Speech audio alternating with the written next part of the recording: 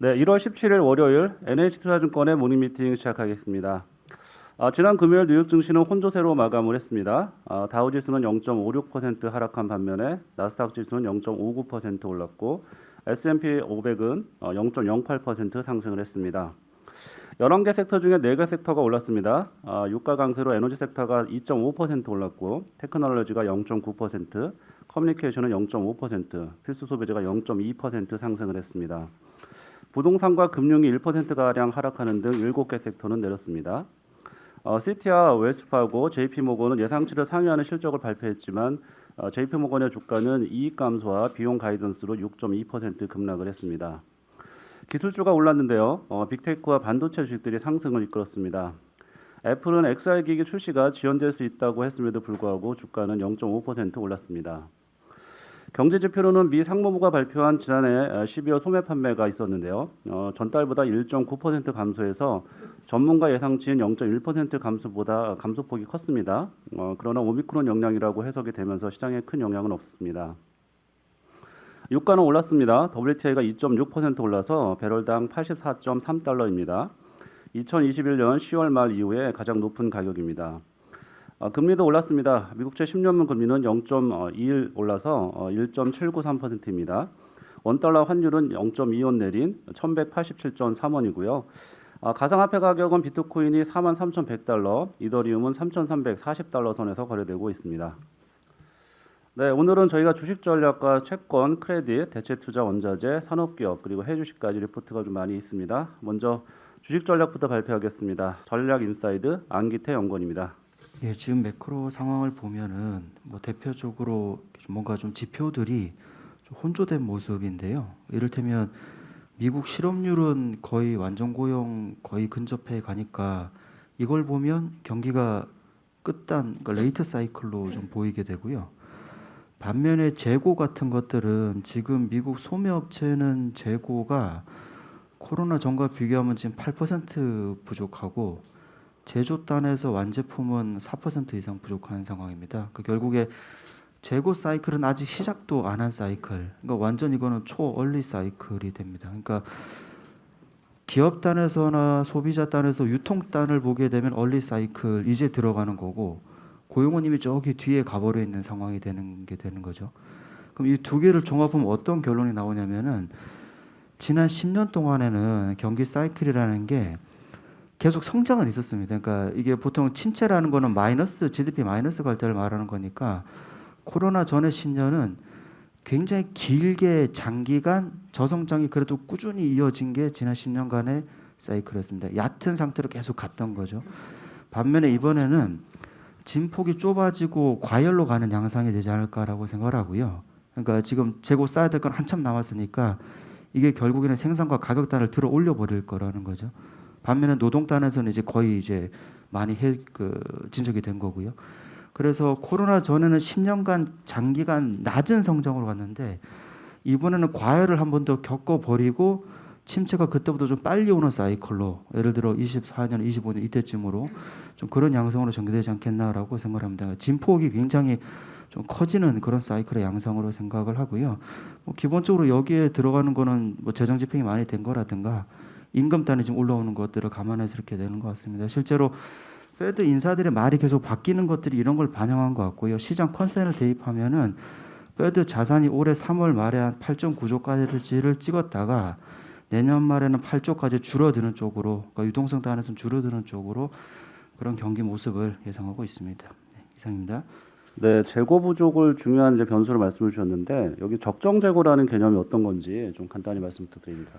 사실 적정하다는 수준을 딱 정의 내리긴 어려운데요. 그러니까 보통 이제 재고라는 것도 일종의 사람이 나이가 들면 이제 애들이 살이 찌는 것처럼 시간이 지나면서 늘어납니다. 재고 수준이라는 거는. 근데 코로나 전에 2019년 평균을 100으로 뒀을 때 지금 소매단이랑 제조단이 둘 다 거의 8% 가량 떨어진 상태라서 재고를 결국엔 다시 쌓아 올리는 쪽으로 가지 않을까라는 생각을 하고요. 그리고 또 하나의 생각은 지금 코로나19 이후에 예전에는 기업들이 재고를 바라보는 태도가 재고는 조금 가져가자.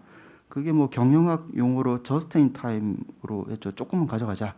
근데 이제는 just in case라는 게 나옵니다. 그러니까 어떤 경우라도 재고를 좀 갖고 가자 최대한으로 비용이 문제가 아니라 그러면은 적정 재고라는 게 사실 예전보다 높아질 수 있는 겁니다 이게. 그러면은 지금 현재 재고 수준으로는 안 되고 결국 이거를 더 채워 나갈 거라는 게 생각입니다. 네, 코로나 전의 재고 수준하고 재고 관리 방식 변화까지 말씀을 주셨고요.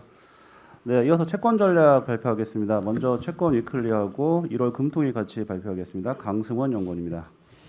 네, 그 최근에 가장 많이 받는 질문 중에 하나가 연준의 QT가 어떻게 진행될 거냐라는 건데요. 사실은 어떻게 진행될 거냐라는 질문보다는 QT가 왜 이렇게 이번 사이클에서 빨리 돌아오냐가 더 중요한 질문 같은데 사실은 이번에 정책 정상하는 데 있어서 연준의 가장 큰 고민 중에 하나가 금리 인상을 시작도 아직 안 했는데 너무 낮은 장단기 스프레드에 있습니다. 그러니까 아까 이제 방금 안기태 팀장님 말씀하셨지만 되게 좀 애매한 게 재고 사이클은 이제 막 얼리 사이클에 있는데 고용은 괜찮고요. 장단기 스프레드는 이미 레이트 사이클에 있습니다.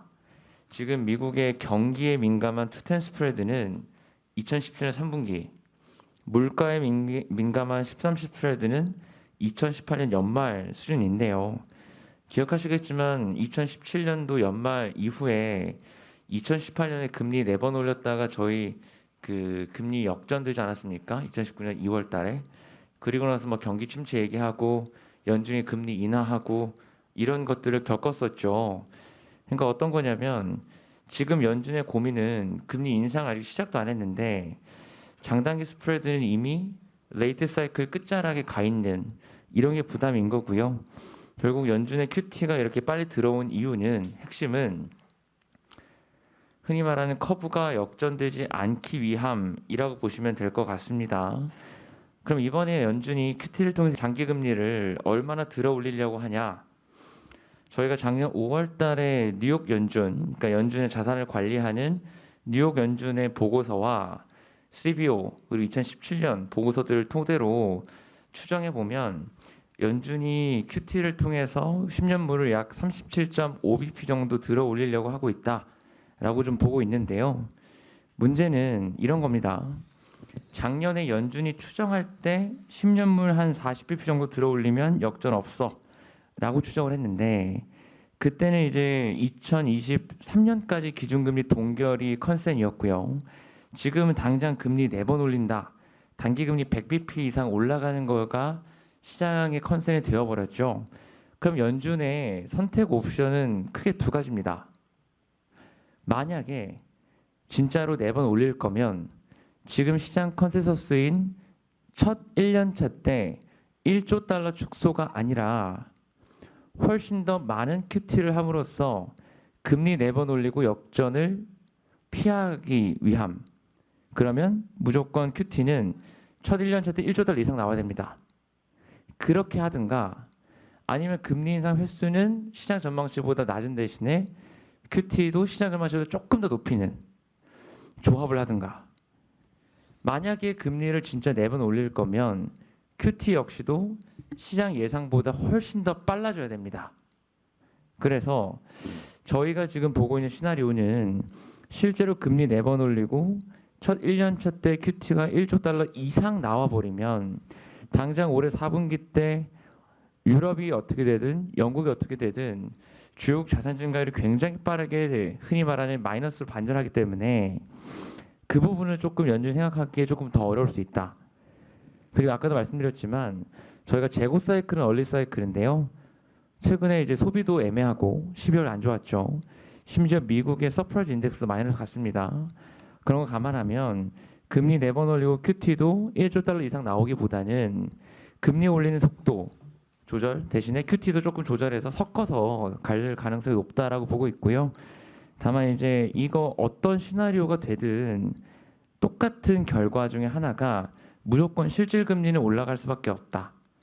그러면 지금 저희가 생각할 수 있는 우월 전략은 실질 금리 상승의 피해를 보는 자산들에 대해서는 조심하자. 좀 이렇게 말씀드릴 수 있겠습니다. 이상입니다. 네, 1월 금통위도 있었는데요. 국내외, 그러니까 국내 미국하고 국내 그 금리 인상 횟수 그 전망하시는 거하고 연간 상단 간단히 정리해 주시죠.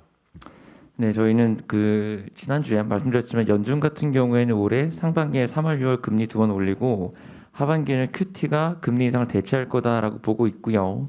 한국 같은 경우에는 이번에 금통위에서 금리 인상을 했고 추가적인 인상 여지를 열어뒀지만 지금 이 여지를 열어둔 것 자체가 연준이 올해 금리 4번 올린다를 가정하고 있기 때문에 저희는 이제 2번 보고 있어서 의외로 올해 하반기에 추가 금리 인상은 좀 어렵다라고 생각을 하고 있고요.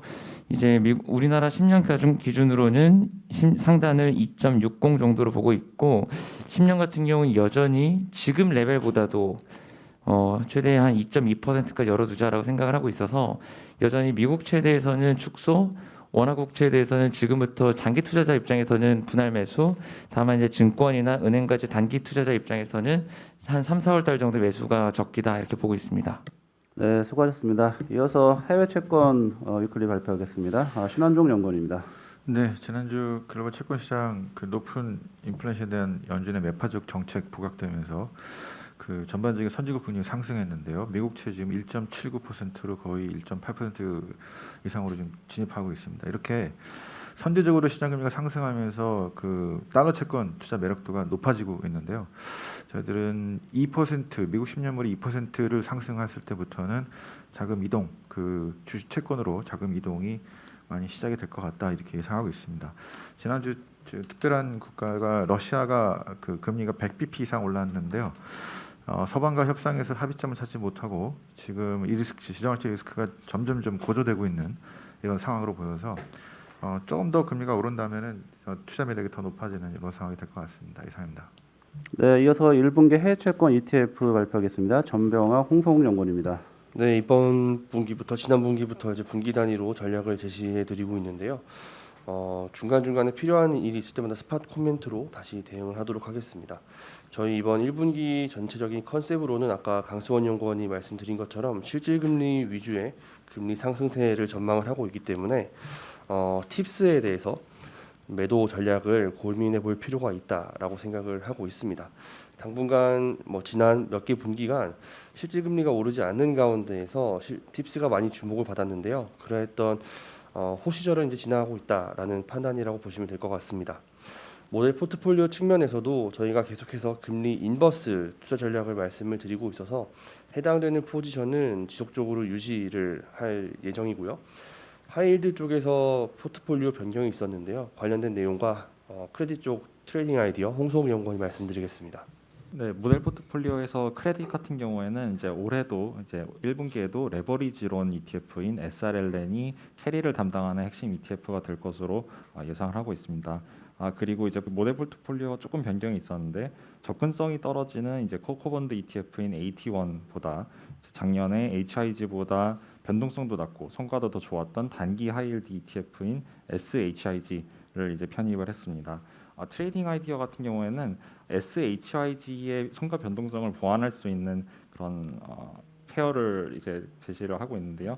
SHIG 매수, VCSH 이 단기 투자 등급 ETF를 매도할 경우에는 이제 꾸준한 캐리 그리고 작년 3월에 변동성에도 상당히 이제 견조한 모습을 보였던 점이 장점으로 작용할 수 있을 것 같습니다. 이상입니다. 네, 이어서 크레딧 전략 국내 크레딧 위클리 발표하겠습니다. 한광열 연구원입니다. 네, 먼저 국내부터 말씀을 드리면요. 지난주 국내 크레딧 시장 같은 경우에는 회사채 위주로 강세를 보였습니다. 연초 지난해 연말까지만 하더라도 크레딧 시장의 분위기가 별로 좋지는 않았었는데 연초 들어서 분위기가 반전되는 모습이고 특히나 지난주 이제 발행 시장에서 회사채 하위 등급들의 발행이 많이 몰려 있었는데 하위 등급임에도 불구하고 경쟁률이 굉장히 높았고 또 증액 발행이 대부분 다 이루어졌습니다. 이번 주부터는 이제 상위 등급 AA 등급 이상 상위 등급 위주로 또 발행이 될 텐데 상위 등급들 같은 경우에도 투자 수요가 높을 것으로 판단하고 있고 회사채가 올해 가장 수급 부담이 우호적입니다. 발행이 그렇게 많을 것으로 예상되지 않는 반면에 투자 수요는 높기 때문에 상대적으로 회사채의 강세가 올해 이어질 것으로 판단하고 있습니다.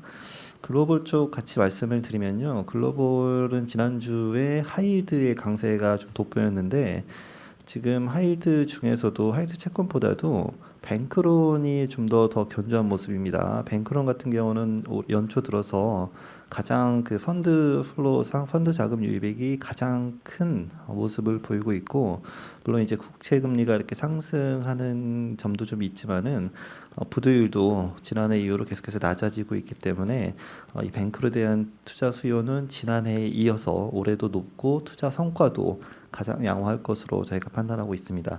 이슈 한 가지 말씀을 드리면은 미국 대형은행들의 그 실적이 지난주에 발표가 되었는데 전반적으로 나쁘지 않고 특히나 순이자 이익 개선이 돋보이는 상황입니다. 지난해부터 순이자 이익 증감률은 이제 상승을 하고 있는 모습이고 올해에도 계속해서 상승할 가능성이 크다라고 보고 있고, 단지 대손 충당금이 2020년도에 굉장히 크게 충당금을 이제 쌓아놨는데 지난해부터는 환입을 하고 있습니다. 근데 그 환입 규모가 점차 좀 줄어드는 모습이고, 이 모습은 이제 그 은행들이 판단하기에 대손 가능성이 최근에 좀 오미크론이라든가 이런 점을 감안했을 때 대손 발생 가능성이 좀 높아지는 그런 상황이고, 올해도 환입 규모는 그렇게 클 것 같지는 않다라고 보고 있습니다. 이상입니다. 네, 다음은 글로벌 리츠 위클리 발표하겠습니다. 홍지환 연구원입니다. 네, 지난주 글로벌 리츠 지수 마이너스 0.5% 총수익률을 기록을 했고요.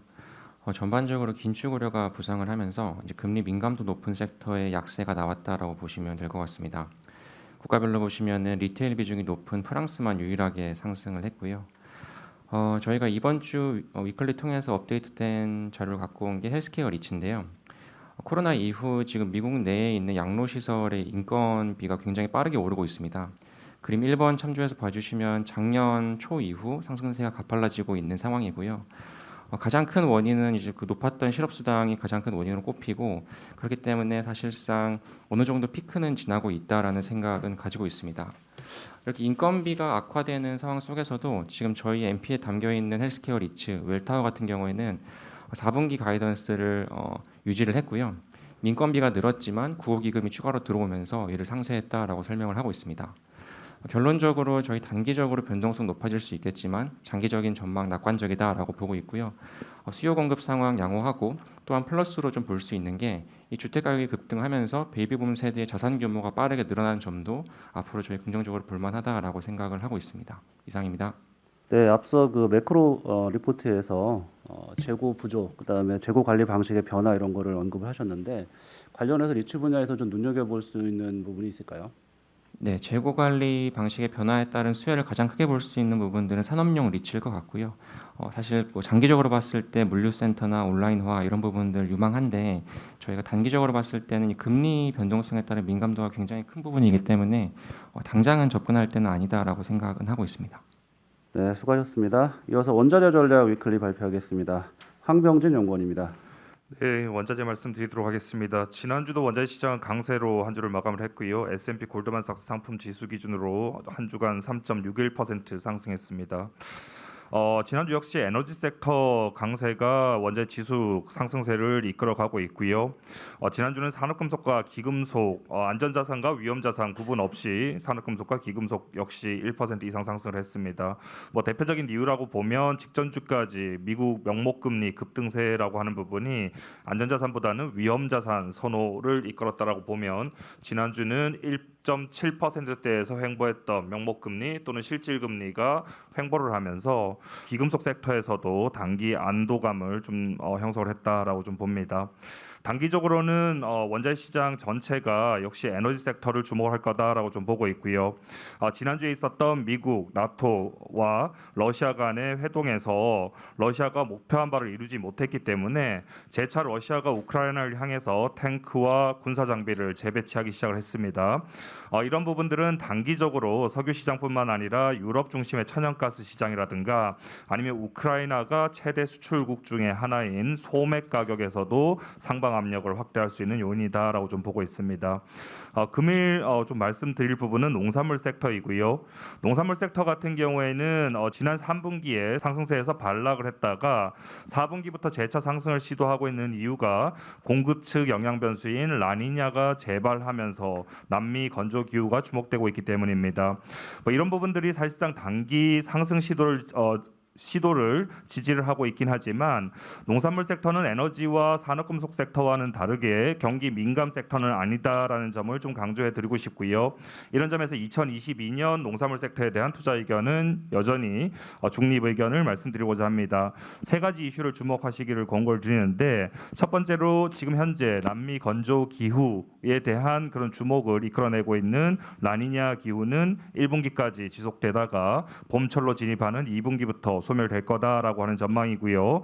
또한 미국 달러 강세라고 하는 부분은 미국 수출 낙관론이 상당히 높아지는 과정에서 미국 수출 낙관론을 오히려 제어할 수 있는 요인으로 작용하는 데다가 지난해 농산물 시장 강세를 이끌었던 요인이 중국 돼지 사육 두수의 증가세 또한 중국의 사료용 곡물 수입 수요 확대라고 보면 지금 지난 연말부터 중국의 돈육 가격이 폭락을 하면서 중국 양돈 농가들의 마진이 역마진이 나고 있는 상황이고요. 올해는 중국 돼지 사육 두수가 하락 반전할 수밖에 없다라고 보면 중국의 수입 수요에 대한 기대감 역시 세상 높지는 않을 거다. 이런 세 가지 요인들은 농산물 섹터의 상반 경직성 요인 강화뿐만 아니라 하방 압력으로도 작용할 수 있다라고 말씀드리도록 하겠습니다. 이상입니다. 네, 에너지 관련해서는 지금 유가가 정고점 수준까지 올라왔잖아요. 그래서 지금 거의 뭐 80불 중반까지 왔는데 다시 한번 상단 어느 정도 보시는지 정리 부탁드립니다. 저희가 연간 전망 통해서 올해 WTI 기준의 유가에 대한 전망치는 95달러에서 100달러를 넘지는 못하겠지만 95달러 이상으로 목표를 했었는데요. 오미크론 여파가 확산되던 과정에서 유가가 좀 상당히 가파르게 좀 후퇴하는 과정에서 유가 밴드를 상단을 85달러에서 90달러 정도 수준으로 10달러 정도 낮췄던 바 있습니다. 하지만 지금 현재 오미크론에 대한 이슈들은 상당 부분 시장에서는 좀 무시를 하고 있다라고 좀 보고 있고 단기적으로 저희는 수준이 중요한 게 아니라 1분기까지는 유가의 약세 요인보다는 강세 요인이 여전히 많이 잔존한다라는 점에서 기존의 연간 전망에서 제시했었던 유가 상단 밴드 95에서 100달러 사이 정도로 목표치를 재조정하도록 하겠습니다. 이상입니다. 네, WTI 기준 95에서 100달러 정도를 상단으로 말씀 주셨습니다. 네, 이어서 산업기업 분석 리포트 이어가겠습니다. 먼저 원자력 산업 리포트 인덱스 리포트고요. 최진명 이민재 연구원입니다. 예, 원자력 산업에 대한 보고서를 준비를 했습니다. 작년 10월부터 유럽에서 이제 텍소노미 이야기들이 나오고 있기 때문에 관련된 자료를 콜라보로 준비했다고 보시면 되겠습니다. 자료가 있으신 분들은 4페이지부터 자료를 보시면 될 것 같은데요. 저희는 기본적으로 EU에서의 텍소노미 논란 자체, 그 다음에 뭐 미국과 한국의 이런 전반적인 에너지 정책들에 대한 논란들은 크게 두 가지, 신재생 에너지의 범위를 어디까지 볼 것인가, 그리고 발전 시장의 헤게모니를 가져갈 수 있는 방법은 무엇인가에 대한 각자 국가들의 생각 차이라고 판단을 하고 있습니다. 기본적으로 현재 프랑스나 핀란드 같은 이런 국가들은 원자력을 좀 더 키워야 된다고 보는 입장이고요. 독일이나 오스트리아 같은 나라들 같은 경우는 여기에 반대를 하고 있습니다. 일본 같은 경우는 이제 후쿠시마 사태 이후로 원전에 대한 사용을 꺼렸다가 현재 재개하는 방향이고요. 우리 국내 같은 경우는 현재 정부의 정책에 따라서 5년간 원자력에 대한 배제 정책을 가져갔다. 현재 선거철이 다가오면서 이것이 맞느냐에 대한 약간 점검을 이제 그 표심을 통해서 확인하는 구간이라고 이렇게 보시면 될 것 같습니다. 기본적으로 이러한 원자력에 대한 시각 차이가 있는 이유는요. 원자력이 건설 비용에 대한 부담 또는 폐연료에 대한 처리에 대한 논란이 있더라도 현존하는 가장 저렴한 발전원이기 때문이라고 이렇게 보시면 되겠습니다. 이러한 논란들에 대해서 저희가 좀 집중을 했던 건 SMR입니다. 13페이지부터 이렇게 언급이 되고 있는데요. 기본적으로는 SMR은 소형 원자로, 이제 소형 모듈화 원자로를 얘기를 하는 거고요. 기존의 원자력이 가진 단점들 상당수를 해소하지 않을까 기대하고 있는 이런 기술이라고 보시면 될 것 같습니다. 그러니까 작게 만들어서 덜 무섭고 덜 위험하고 또 그러니까 설치 위치도 좀 더 자유롭지 않겠냐, 이러한 것들이라고 보시면 될 것 같고요. 15페이지를 봐주시면 학계에서도 사실 논란이 있습니다. 왜냐하면 이게 개발 중이기 때문에 결론적으로는 이게 얼마나 고도화됐는가에 대한 좀 논란이 있는 거라고 보시면 될 것 같습니다. 원자력을 전공한 교수들 사이에서도 논란이 있으니까 이러한 검증들은 앞으로 계속 필요할 것 같습니다. 현재 전 세계에서 72개의 모델이 개발 중이기 때문에 모든 모델들이 성공적인 예우로 갈 것 같지는 않고 저희는 여기서 성공적인 모델들이 일부 등장하면 이런 것들이 기존 원자력 시장에 침투해서 빅플레이어가 될 거라고 기대를 하고 있습니다. 대표적으로 뉴스케일이 가장 선두에 있다고 판단을 하고 있고요. 뉴스케일이 현재 올해 1분기 전후 상장될 걸로 이렇게 추정이 되고 있습니다. 뭐 이미 증권 신고서가 나왔다는 뉴스 보도들이 있기 때문에 아마 정상적으로 되리라고 판단을 하고 있습니다. 관련한 이런 투자 포인트에서 저희가 추천을 할 수 있는 종목은 첫 번째로 두산중공업입니다. 뉴스케일의 주요 주주 중 하나이고요. 그 뉴스케일이 차후에 프로젝트를 수행하게 될 때 초도 프로젝트 5개를 이제 반드시 이제 두산중공업에 기자재를 주는 걸로 얘기가 돼 있기 때문에 직접 수혜가 예상될 기업이라고 보시면 될 것 같습니다. 최근에 PBR로 거래되던 기업에서 PSR 기업으로 변화하고 있는 점도 좀 주목을 하고 있습니다. 기존의 석탄이나 이런 것들을 하는 기업에서 이제 해상풍력, SMR 하는 기업으로 좀 전반적으로 이미지가 바뀌면서 리레이팅 되는 거라고 이렇게 판단을 하고 있고요. PSR 기업 사이에서 보면 좀 저평가 상태가 아닐까 이렇게 판단을 하고 있습니다. 현재 지속적으로 구조조정을 해서 9조 원대 부채가 현재 4조 원대로 줄어 있고 진행 중인 유상증자가 마무리되면 순부채 규모는 2조 원대까지 감소될 거기 때문에 재무 구조도 완전 정상화된다고 판단을 하고 있습니다. 해외 기업에서는 플로어를 저희가 추천드리고 있습니다. 뉴스케일의 최대 주주이기 때문이라고 보시면 될 것 같고요. 북미나 유럽권에서 진행되는 SMR 공사에서 아마 플로어가 대부분 공사를 수행할 걸로 기대를 하고 있습니다. 뉴스케일 자체도 저희는 눈여겨보고 있습니다. 3월 전후 나스닥에 등판될 거라고 판단을 하고 있고요. 티커도 SMR로 나올 예정입니다. 세계 최초로 미국 원자력 안전위원회 승인을 받은 기업이고, 일단 밸류에이션 측면에서도 PSR 기업 사이에서는 평이한 수준으로 상장하는 거기 때문에 저희는 상장 후에 좋은 주가 흐름이 있으리라 기대하고 있습니다. 이상입니다. 네, 이어서 의료기기 산업 발표하겠습니다. 박병국 연구원입니다. 안녕하세요. 나관준 연구원이 했던 의료기기 수출 데이터 업데이트 제가 지속적으로 하도록 하겠습니다. 일단 치과 의료기기와 에스테틱 의료기기 둘 다 12월에 역대 최고치를 경신을 했습니다. 다만 1월 같은 경우에는 원래 역사적으로 계좌적 비수기이기 때문에 그런 모습들을 똑같이 보여줬다라고 보시면 될 것 같습니다.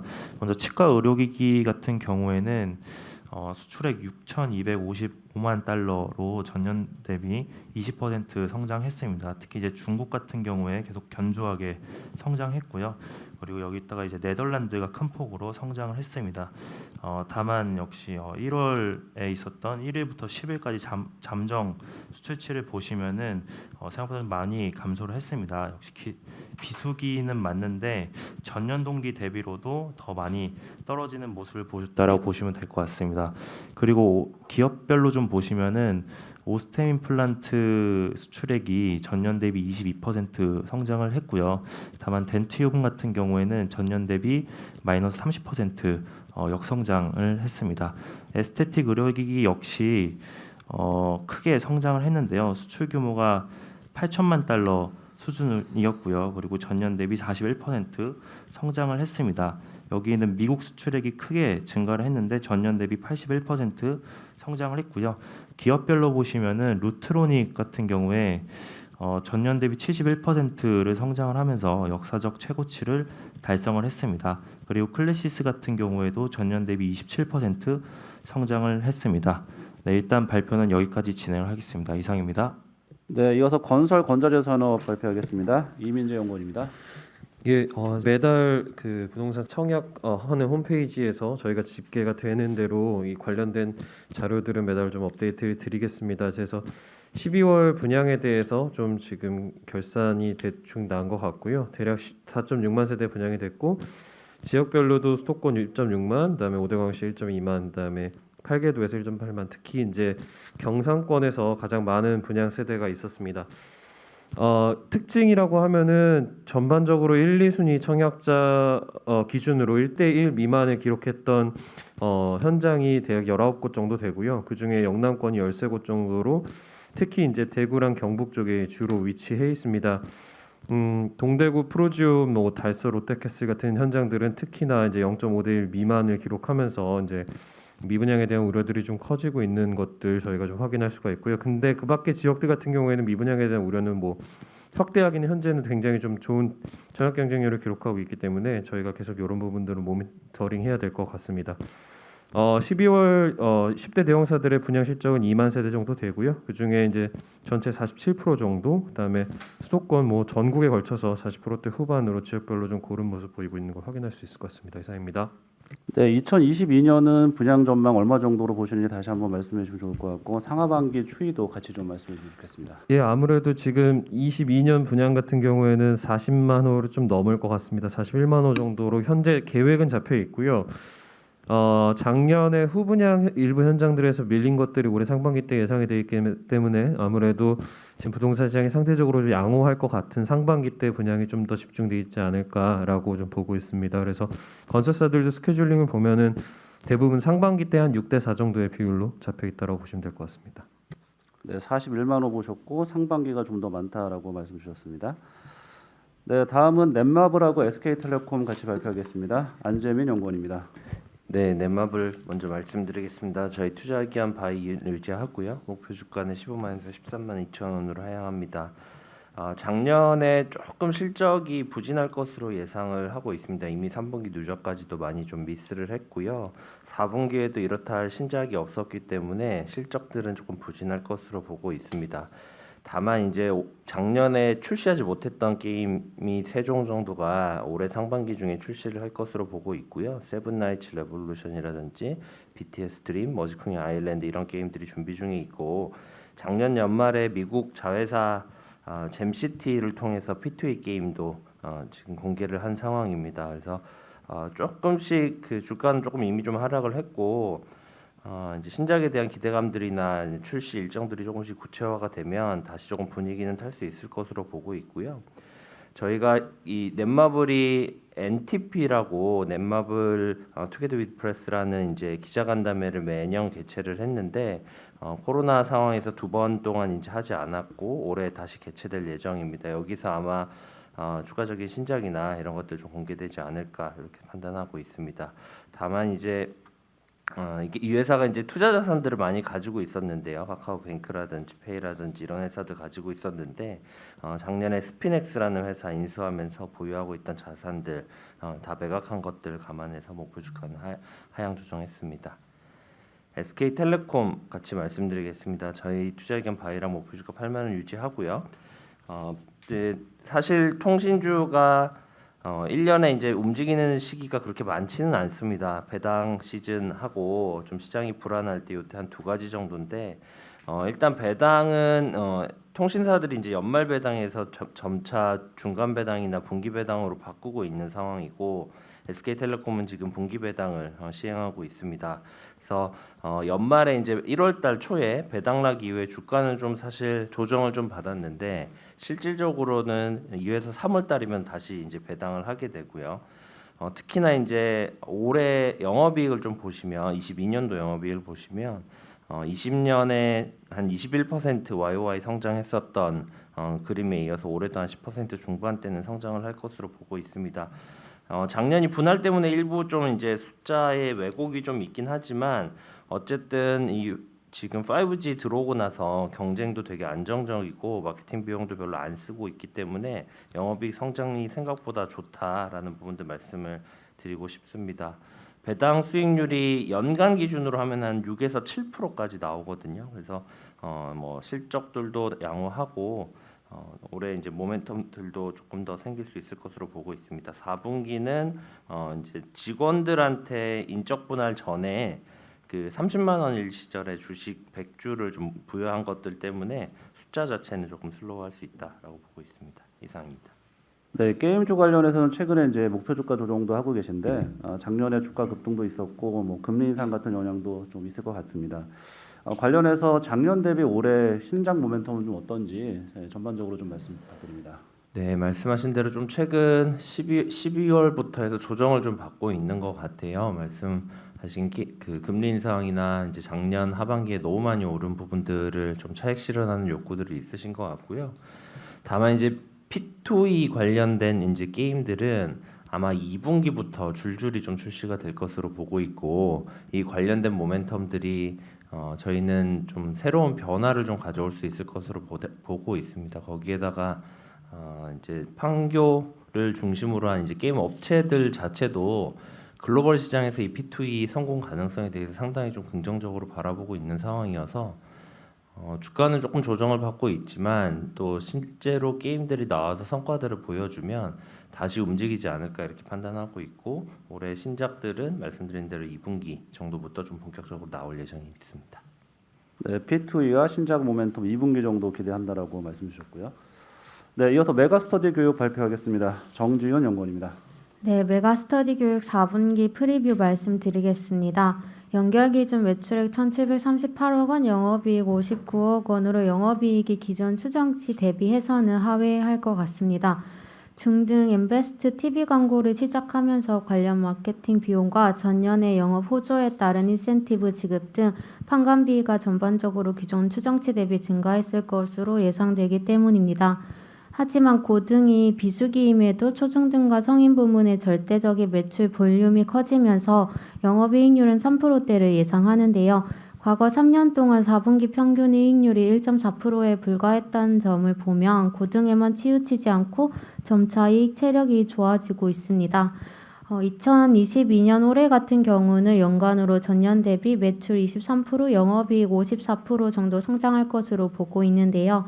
현재 영업 상황은 고등 메가패스 결제액이 10월 중순에 출시 이후 1월 현재까지 30% 정도 성장하고 있고 작년 동기간의 100% 성장률을 감안했을 때도 고무적인 수치라고 판단합니다. 또한 오프라인은 작년에 제수 선행반 영업을 1월에 거의 하지 못했는데 올해는 1월부터 윈터스쿨을 개강해서 영업하고 있습니다. 올해 실적 성장의 키는 공무원 부문인데요. 올해부터 7급, 9급 시험 과목이 전문 과목 중심으로 바뀌는데 작년 말에 한국사 행정법, 형법, 형사법 등 과목에서 일타 강사를 신규 영입하였고요. 고등 메가패스처럼 패스 상품을 도입하면서 외형 가속화 및 시장 점유율 확대가 지속될 전망입니다. 따라서 투자 의견 바이 목표 주가 11만 5천 원 유지하도록 하겠습니다.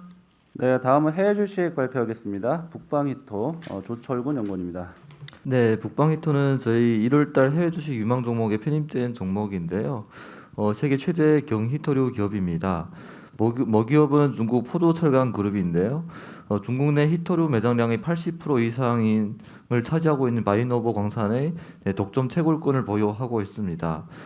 동사 같은 경우는 모국 계열사와 배타적인 계약을 체결해서 안정적인 히토 전광 공급과 원가 경쟁력까지 확보했다라고 보시면 좋을 것 같은데요. 동사를 추천드리고 있는 이유는 과거 같은 경우에는 중국 내 불법 채굴이, 그러니까 히토류에 대한 불법 채굴이 전체 생산량의 3분의 1 이상을 차지할 만큼 좀 이제 무분 시장 질서가 좀 안 좋았었는데요. 중국 정부는 2016년에 산업구조 조정을 통해서 히토류 기업을 6개사로 통합한 데 이어서 지난해 3개 기업을 합병해서 중국 히토그룹을 설립했습니다. 그러면서 중국 내 히토류 시장은 북방 히토류가 경히토류를 담당하고 있고 중국 히토그룹이 중히토를 이제 하는 양강 체제로 변경되었다라고 보시면 좋을 것 같은데요.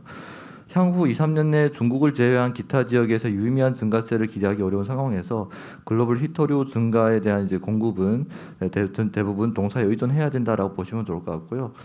동사 같은 경우에는 2021년 중국 정부의 히토류 채굴 쿼터 이제 증가분의 약 96%를 차지하는 등 중국 정부의 쿼터 증가에 대한 수혜가 가능하다라고 보고 있고요. 지난주 금요일 같은 경우는 동사가 이제 예상 실적을 발표했는데 전년 대비 500% 가까이 급등하면서 주가도 7% 상승 마감을 했습니다. 2021년 같은 경우는 글로벌 히토류 가격 상승이 동사 주가 상승을 견인했지만 올해 같은 경우에는 중국 정부의 쿼터 확대에 대해 증가에 따른 생산량 증가에 주목하자라고 말씀을 드리겠습니다. 이상입니다. 네, 이상으로 모닝미팅 마칩니다.